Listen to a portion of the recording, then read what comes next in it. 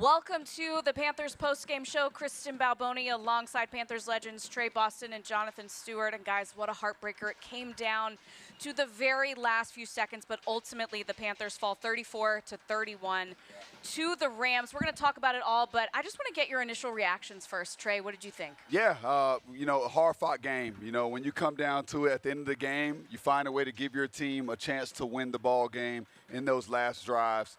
At the end of the day, you don't play as well as you want to, but at the same time, you score 31 points on offense. You find ways on defense to get active and stay in the game. I thought the fans just did a remarkable job out here today, and we'll dive more into it. There's a lot of nostalgia in the building today. Yeah. And so, for the young team that this is, it was good for them to experience that. A little bit of a history lesson playing out right before their eyes as they're out there putting it into action. And for the fans, the young fans, the new fans that are from different places, the last 5 years, Charlotte's been growing, like wildfire. Yeah. And so for them to have this experience, to understand what it was, what was so special about the Carolina Panthers, years ago, right? 2015, 2017. The first Super Bowl team. There's a lot of history here that should be respected. And I think, today, the Carolina Panthers as a whole, they put on a great performance. Nobody really gave them a chance and hung right in there. Absolutely. Yeah, more than 10-point underdogs. Come in on. this game, and you take it down to the very wire. That's right. It was. It most was. Most in history. Yeah. It absolutely was. All right, let's talk about, though, at the very end of this game. So the Panthers are up 4 with 2.5 minutes left. And it felt like, I think we all felt like in the building, we felt like, okay, this is it, right? Like, this is it. Unfortunately, that was not the way it went. The Rams go drive down the field and go up with leaving just the Panthers just a few seconds left on the clock. So, Trey, from a defensive perspective, talk me through kind of that last 2.5 minutes. Yeah, again, putting yourself in position to win ball games. And your defense is out there, and what I look at is, unfortunately, missed opportunities. And when I can look at this game and say, man, I wish Nick Scott could have came down with that interception, that changes the ball game. We get back the ball. We're probably kneeling it out right there. And for me, it's not to bash how he played or anything, just the what-ifs if we can make those plays that come to us in those big-time games. So I think about that. I think about Mayer playing good defense and Matthew Stafford dropping a dime, MVP type of Hall of Fame caliber quarterback dropping a dime in on him. And I look at that and I say, man, guys, we're this close. But we're this close. We're a playoff team already in year 2. Yeah. I'm so excited for what this team has. Yes, the end of the game didn't go how we wanted. But, man, we gave ourselves a chance and we fought the way we deserved to fight today. You sure did. Yeah, I really appreciated the fight. Yes. I appreciated, there's parts of the game where obviously they had some miscues. Yeah. But they didn't just, tank. They didn't go into a corner and say, hey, someone come save me. Yeah. And so to me, what happened today, we saw growth. Yes. We saw an opportunity of growth, an opportunity for them to make a statement, not just to themselves, not just to the Carolinas, but to the whole league. Yeah. I think, Dan and Dave, man, they've done a tremendous job this whole season. Yes. The communication, whatever, happens behind closed doors, we're seeing that pay dividends right now. Yeah. You see Latham Ransom come into the game when Sherless has a little nick in his ankle. Yeah. That's trust. Yeah. Right on the dime, I need you to go in there and spare somebody. Yes. Right? Young corner goes in there and when JC goes down. Right? We've been in positions throughout the season where guys have had to step up. And so this was a game where you get a chance to develop under pressure. Yes. And that is something that is to be carried over into this offseason. No, love it. Talk about a guy that performed under pressure, and you were talking about this front office, Dan Morgan, Jaylen Coker, undrafted free agent out of Holy Cross today in this game. Career day for him, 9 catches, 134 yards, and a touchdown. Stu, what do you see from the young man? I saw Yak today. Yeah. Hey, yards after catch. We've been talking about it. We've been talking about that's what we needed. Because when you have you have as a receiver, as a playmaker, yes, your job is to catch the ball, but your job is also to make plays. So creating separation from the defender to where you get in position to get a catch and take off running. And we got a chance to see that out of him, T-Mac.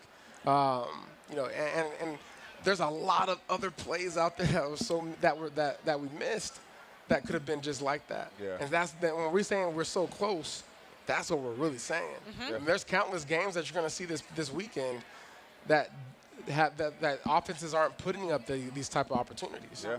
And so, you know, watching this film tomorrow, throughout the rest of the, you know, off season for these guys, they're going to be antsy getting back into the building, getting back to work because they know how close they were. And Jaylen Coker, he's come a long way from where he's gone, right? And for him to being here in this moment, you know, for all the guys that are trying to make the team, for all the guys that, you know, have been counted out, this is a guy that just put in the work and just trusts himself. Yeah. And now he's here. Yeah, you know, to see him playing like the way he is right now, I think it attests to, like you said, this is a pressure situation.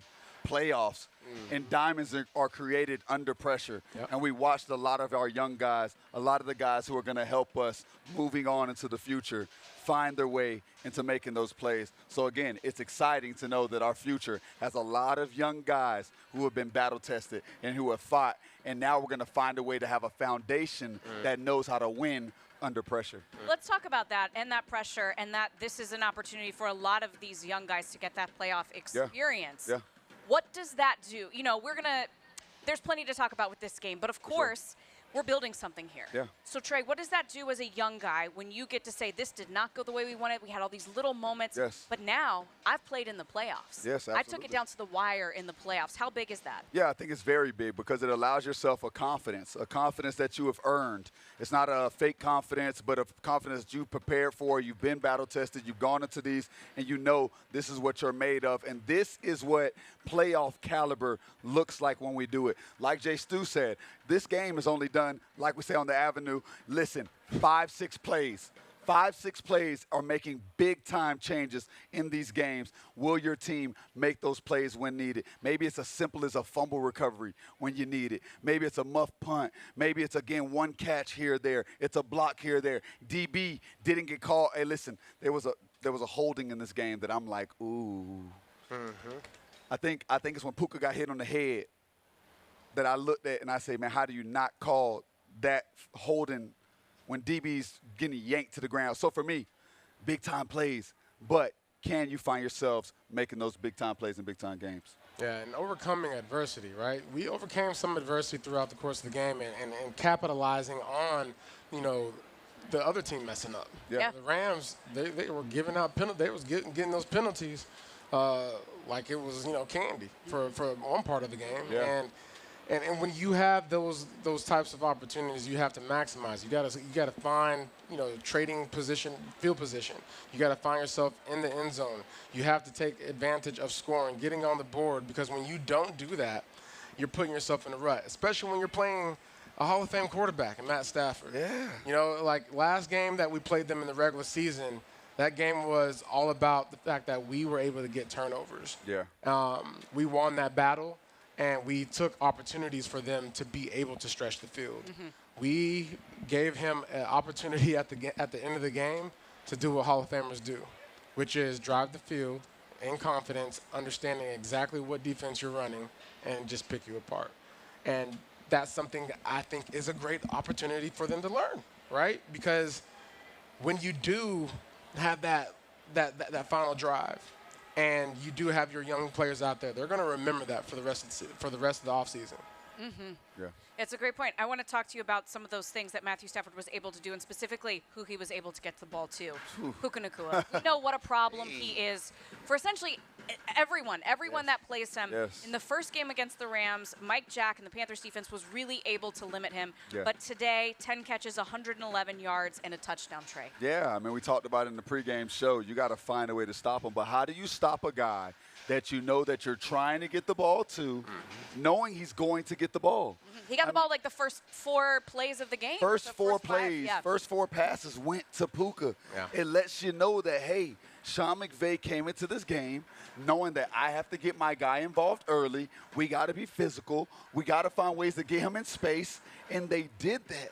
So for me, it's hats off to them, but it leaves me in a space that, man, how do you allow it to happen when we know this is the bread and butter of their team, getting him and Matthew Stafford's connection to the next level? Yeah, I mean, you're gonna come into these games as playoffs. You're gonna try to get your best players in position to win. Yeah. Right. And we knew that was gonna get it, that he was gonna get the ball. But there was a course in the game where he was getting locked up. Oh yeah. Now, absolutely. I look at Michael Jackson, king of pop, because my man was locking him down. He was. Yes. And Adams as well. Yeah. And so there's opportunities where you do get those one-on-ones. Yeah. Our guys do show up. Yeah. For the most part. And I think what they do a great job of, McVay, he says, okay, when we catch him in zone, just sit. We'll throw it to you. We'll give you a bone. And that's what they were doing throughout the course of the game when things were going well. They were moving the ball when we were sitting in zone, and our linebackers, going through their health concerns and whatnot. Guys coming in and out of the game, that's where they start attacking. All right, I want to talk about this performance overall, and as we said, we've talked about it a little bit. Yeah. Just how proud this team should Absolutely. be. No matter, we're not saying it was a win. It was a 34-31 loss. It's okay. But man, what a game! Yeah. What a game this was, and what an ending! And this team should be so proud. And we have Yes. so much to grow on. So Trey, let me start with you. What Yeah. makes you the most proud of this team? And if you're in that locker room right now, what are you saying to those young guys? Yeah, man, I'm letting these guys know right now, man. One, I'm proud of you boys, man. I'm proud of you boys for finding your way into the playoffs. And not only did you come home, all week long, we told the fans, you got to show up. You got to show up. But the players inside that locker room got to be able to keep them going. And y'all came out today on offense, scoring 31 points. On defense, finding ways to get turnovers, making splash plays, finding ways to get off the field on fourth down. Man, Dave Canales, hey, it didn't take 7 years. It only took us 2. We're back. Listen, Carolina football displayed what it can be like in Carolina football. Jess is back. Dan Morgan, I'm excited for this offseason because this team has a long ways to go. I'm sorry for ranting, but let's go. Keep pounding. Hey, I think Trey just said it. He said it all. This is an organization that has transformed in just 2 years. Yeah. And we talk about transformed, it's literally transformed. We know where we were at. Price is throwing to the guys that he was throwing to 2 years ago, they're not here. Yeah. Right? So this is a whole transformation that's taking place. I'm excited about the offseason for these young guys. Go and prepare. Yes. Go and get your body healthy. Go and watch film. Be a student of the game. Yeah. Come back ready to go to work because there's going to be other competition that's going to want to be here. Absolutely. There's guys at home right now on other NFL teams sitting on their couch that just watched this Carolina Panther football team take it to the Rams and almost came away victorious when they were given no chance. Yeah. So there's going to be a lot of guys in free agency that are going to be like, hey, what's up with Carolina? Yes. Yeah. So there's a lot to look forward to. And I'm excited to see what Dan Morgan do in the offseason. Yeah, and we got a division title to defend. That's right. Okay. Wow. That's right. And it's crazy to think about. You It know really what I'm saying? is. NFC South champs. NFC South champs. That's why, again, you can be happy with this knowing that we did everything it took to be champions in the NFC South. Listen, the conference is the conference. I love it, baby. It just shows you each and every year could be your year. I tell you what, the result did not go the way that the Panthers wanted it, but man, what a game, what a fight, what a season for this young team. All right, I think we got to go out on the 2 biggest words, right? Come on. Come on now. Give it to me. Come on now, Panthers fans. Keep pounding. Keep Pounding. Pounding. Let's go, man. Keep pounding, man. See y'all. Thank you, everybody. We'll see you. Keep pounding.